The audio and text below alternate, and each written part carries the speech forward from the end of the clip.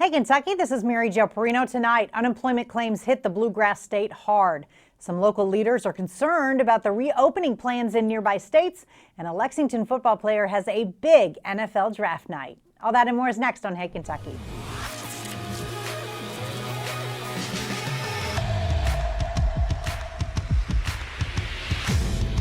Welcome to Hey Kentucky with LEX 18 Sports Director Keith Farmer. Huge numbers for the draft last night. It was like watching live sports again.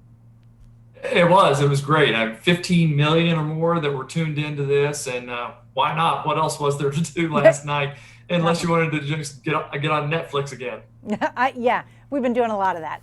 And listen, the latest data on jobless claims in Kentucky shows we are one of the hardest hit states during this pandemic. So yeah, a lot of people were at home watching the draft. More than 103,000 workers filed for unemployment in Kentucky last week, bringing the total number of claims to nearly 500,000, or 1/4 of the state's civilian workforce. It's the 6th worst in America, while several border states are among the least impacted. Quinay Jones of Lexington is still waiting for her unemployment check that she applied for March 15th. The out-of-work hotel cook says she watches the governor every day at 5, hoping he'll have good news about the delay, but her hope is fading. Before this week, I had faith. I did. I had faith that they were working. Everything's going to work out. Everything's going to happen. But it's just getting worse and worse. Lieutenant Governor Jacqueline Coleman acknowledges the problem and says aid, even though the state has increased manpower and technology to fund 85% of claims, it's not enough. I have to be honest with you, that 15% is the group that keeps me up at night. And it's the group that keeps us all up worrying about how we can make sure that we get to them. Keith, I got to be honest, I'm worried about all 100% because I don't know how much money we can afford the state can afford to give out for this unemployment. The thing that really surprised me the most was it was by law 14 to 21 days is when you're supposed to get that first check, and only 71% of those people were getting it on time. That's disappointing, and you're right. I want to see the economy get moving, and to do that, reopen and get these people spending the money that they're getting in those unemployment checks once they're back to work.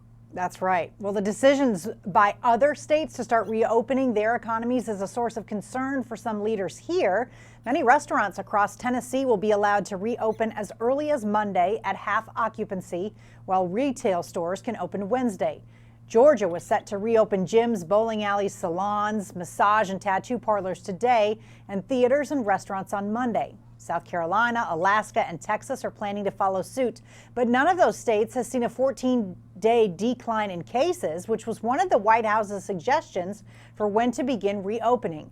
Leaders in southern Kentucky are worried people from Tennessee will start crossing the border to patronize businesses there, possibly leading to more COVID-19 exposure. Keith, we're not scientists or doctors.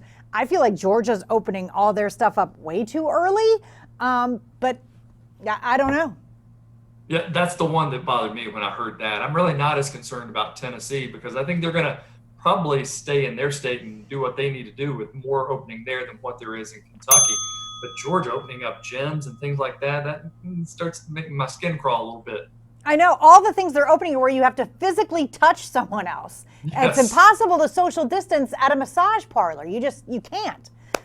So with many people hurting during the shutdowns, LEX 18 and the Scripps Howard Foundation are teaming up with God's Pantry Food Bank for Hope Over Hunger. If you'd like to help, just go to lex18.com/hope. And if you own or manage a business or restaurant, LEX 18 would like to share your story. If you're open, head to lex18.com/open. You can submit your business there or find links to restaurants and businesses that are still open. Turning to politics, Senate candidate Amy McGrath is far outpacing her opponents in fundraising for the upcoming Democratic primary.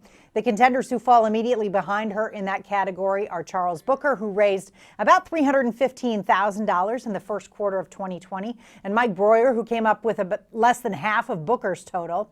Those amounts pale in comparison to what McGrath raised during the first 3 months of the year, nearly $13 million. All this even though many progressives have been unimpressed with McGrath's campaign. Keith, I don't know how much of that money has actually come from Kentucky. A lot of people say it's coming from everywhere else, but geez, how can you compete with money like that? You just can't. No, you can't, and you're right. I think that's what's happened is the people are looking at name recognition from outside of the state, and they just remember McGrath running last time, and so let's funnel the money into her because we want to beat McConnell. So that's what they're going to do. It's all about beating Mitch, and that's where the money's coming from. We'll see.